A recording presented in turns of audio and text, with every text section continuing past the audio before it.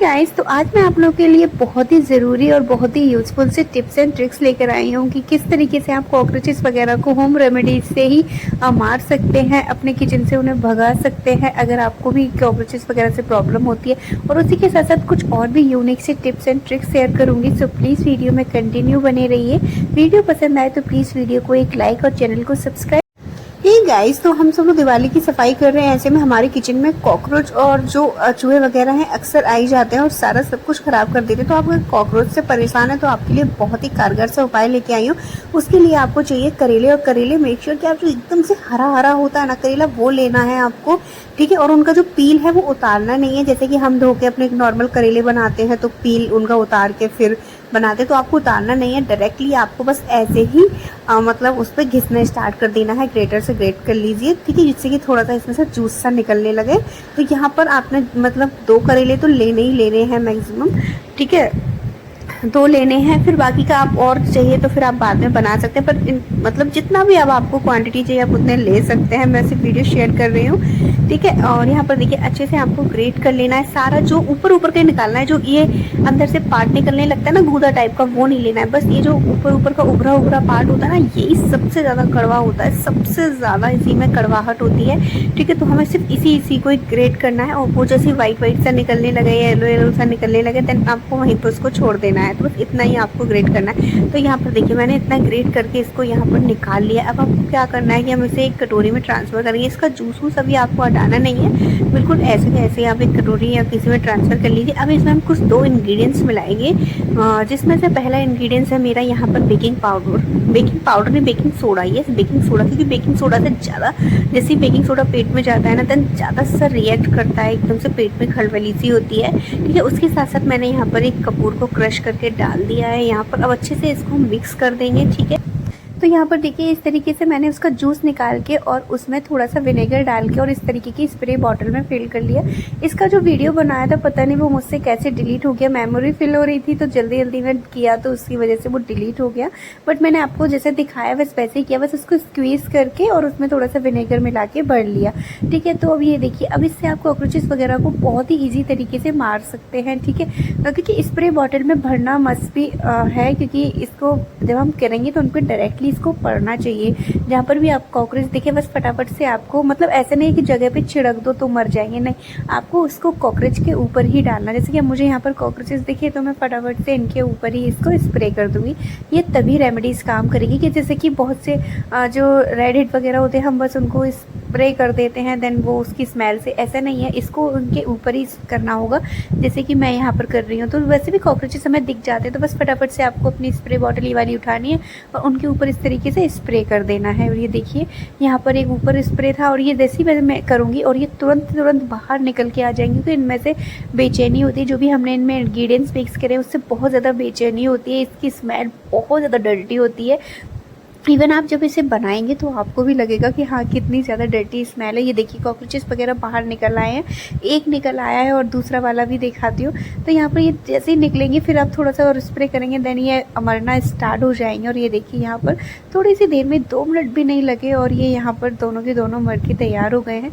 तो बस इस तरीके से आपको इस पर स्प्रे करना है और इसको आप बना कर भी रख सकते हैं, ठीक है। तो नेक्स्ट टिप्स है यहाँ पर इस तरीके से आलू वगैरह जो आते हैं ना, तो आलू वगैरह जब हम बास्केट वगैरह में अपने रखते हैं तो वो पूरे में फैल जाते हैं और पूरा ज़्यादा स्पेस ले लेते हैं। और हमें और भी वेजिटेबल रखनी होती है तो हमें अपने किचन में मैक्सिमम स्टोरेज रखना पड़ता है इस चीज़ के लिए। तो यहाँ पर आप छोटे छोटे से जुगाड़ कर सकते हैं, जैसे कि हमारे घर में कोल्ड ड्रिंक्स की बॉटल है, ऑयल वगैरह की बॉटल वगैरह आ जाती है, तो आप उनको यूज़ कर सकते हैं अपने वेजिटेबल्स को रखने के लिए।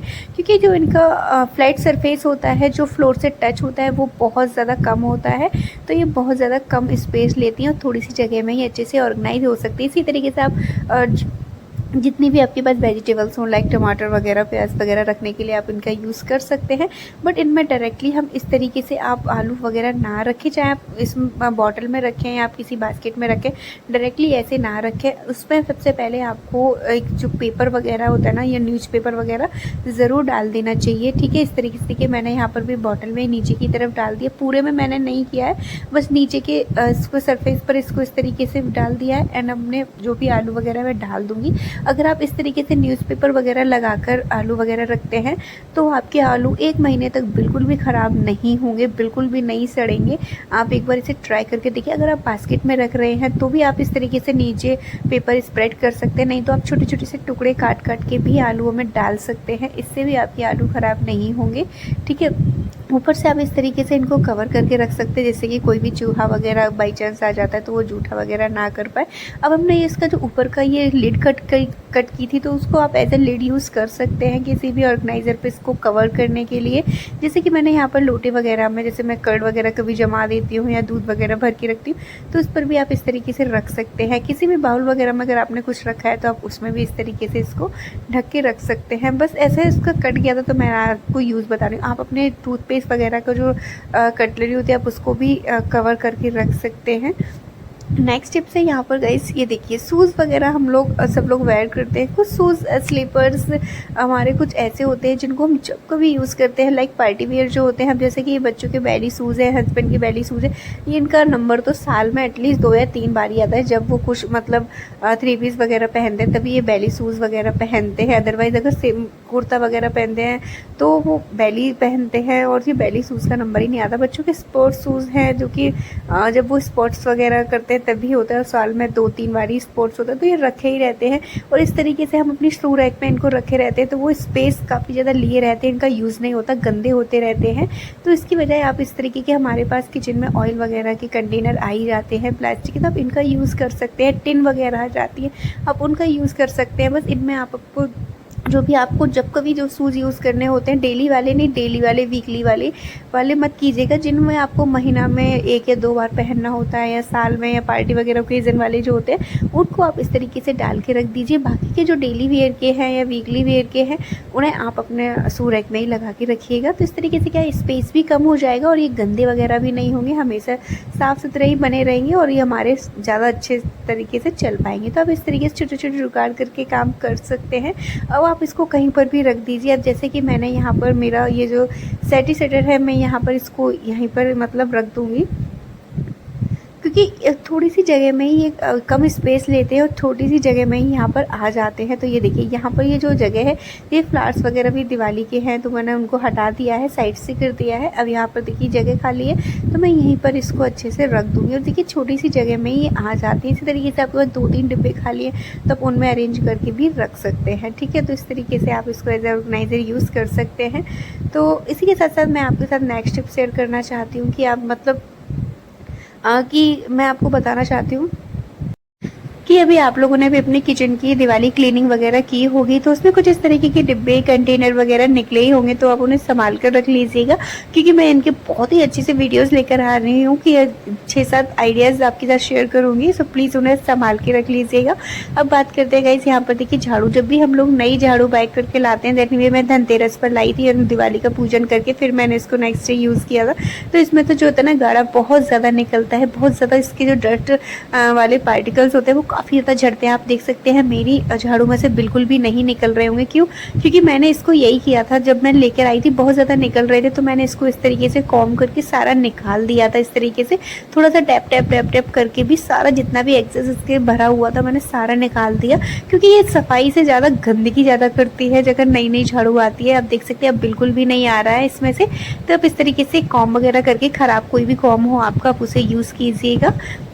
यहाँ पर देखिए अब ये जो ना स्टार्टिंग में ये जो ऐसी पुंछली टाइप की हो जाती है ना, इनको आप ज़रूर कट कर दीजिए। क्योंकि अगर ये रहती ना तो ये क्लीनिंग सही से नहीं कर पाती हैं। इस तरीके से आप काट देंगे ना तो आगे की तरफ एक शार्पनेस आ जाती है, जो कि अगर आपके कॉर्नर वगैरह में कहीं पर भी कूड़ा वगैरह होता है ना तो बहुत अच्छे से ये डस्ट क्लीन कर देती हैं। तो यहाँ पर देखिए मैं आपको दिखा भी देती हूँ कि अगर कॉर्नर में कूड़ा वगैरह होता है तो किस तरीके से, ये कॉर्नर में कूड़ा है तो ये तो पुंछली टाइप होती है तो वो सही से नहीं कर पाती। तो आप इसको टाइम टू टाइम काटते रहिए, महीने में नहीं बल्कि 2-3 महीने में एक आध बार ज़रूरत पड़ती है इसको काटने की। क्योंकि ऊपर से जब झाड़ू खिसकती रहती है ना तो वो ऊंची नीची हो जाती है। तो आप इस तरीके से करेंगे तो बहुत अच्छे से बाल वगैरह कहीं फंस जाते हैं ना तो ये अपनी ईजी तरीके से निकाल के ला सकती है। खासकर कॉर्नर और दहलीज के टाइम पर हमें ज़्यादा दिक्कत होती है। जब भी हम दहलीज हमारी होती है और फिर हमें दहलीज के इस पार कूड़ा वगैरह करना होता है, जैसे कि ये मेरी किचन है, किचन की दहलीज है तो हमें मतलब यहाँ तो यहीं भरना पड़ता है कूड़ा। अगर इसे बाहर निकालो तो यहाँ दहलीज पर अटक जाता है। अगर आप इस तरीके से पुंछली काटेंगे ना तो ये पैनी पुरानी सी हो जाती है, फिर आप बहुत अच्छे से इनसे दहलीज़ की आर पार भी कूड़ा कर सकते हैं। एक बार ट्राई करके ज़रूर देखिएगा। तो गाइस इस तरीके ये थे मेरे छोटे से tips and tricks. I hope कि आपको पसंद आए हों। पसंद आया हो तो प्लीज़ वीडियो को लाइक और चैनल को सब्सक्राइब ज़रूर कर लीजिएगा। तो चलिए फिर मिलेंगे हम अपने ऐसी किसी नेक्स्ट वीडियो में। तब तक